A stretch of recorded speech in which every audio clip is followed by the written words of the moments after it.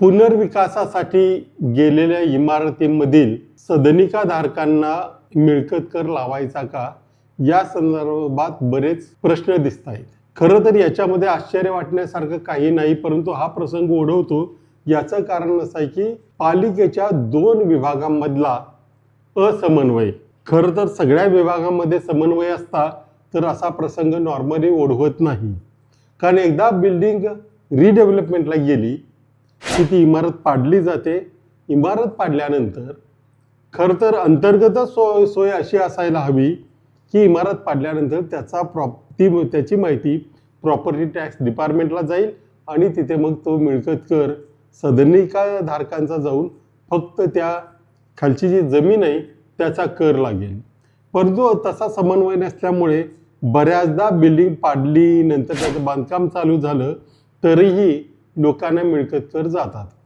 याच्यावरचा सोपा उपाय म्हणजे जसं यापूर्वी म्हटलेलं आहे की ट्विटर हँडलवर जाणं, पुणे महापालिकेकडे तक्रार करणं वगैरे वगैरे या गोष्टी कराव्या लागतील. त्यासाठी ऑनलाईन फॉर्मसुद्धा काही सध्या बऱ्याच गोष्टी महापालिकेच्या ऑनलाईन झालेल्या आहेत. संकेतस्थळावर त्याची बऱ्यापैकी माहिती आहे. प्रॉपर्टी टॅक्सची माहितीसुद्धा त्याच्यावर आहे.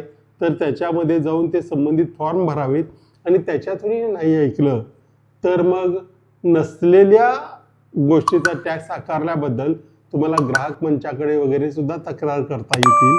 परंतु आधी पुणे किंवा जी कुठली महापालिका नगरपालिका जे काय आहे त्यांच्या प्रमुखाकडे आधी मागणी करणं आणि नंतर मग इतर गोष्टींसाठी प्रयत्न करणं हे जास्त सोयीस्कर ठरू शकतं. परंतु काही झालं तरी बऱ्याचदा होतं असं की असे जे अधिकारी आहेत त्यावेळे बऱ्याच वेळेला असं म्हणतात की आधी पैसे भरा, मग नंतर तुमच्या तक्रारीचं बघू, मग नंतर आम्ही ते परत देऊ.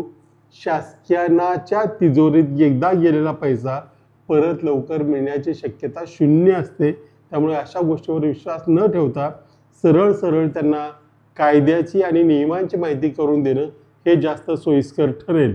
आधी पैसे भरलेत तर फक्त पश्चाताप पदरी पडेल, त्यापेक्षा वेगळं काही पदरी पडणार नाही.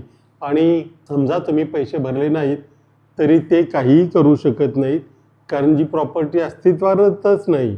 महापालिका काय करते, फार तर प्रॉपर्टी टॅक्स नाही भरला की ती प्रॉपर्टी जप्त करते. परंतु जी प्रॉपर्टी अस्तित्वातच नाही ती जप्त कशी करणार. त्यामुळे निर्धास्त राहावं. कोणी जर अधिकारी अशा प्रकारे तुम्हाला त्रास देत असेल तर बेधडक आयुक्तांकडे तक्रार करा. आपली फसवणूक केल्याप्रकरणी मी सांगतोय त्या गोष्टी थोड्या काही वेळेला अवघडही होतील, परंतु पोलिसांकडेही तक्रार करता येऊ शकतं, कारण ही फसवणूक आहे. नसलेल्या वस्तूचा कर आकारणं ही शुद्ध फसवणूक आहे. त्यामुळे एवढी काळजी घ्या. कदाचित तुम्हाला पैसे भरावेही लागणार नाहीत. भरावे लागले तर पुढचे सगळे प्रयत्न करावेत.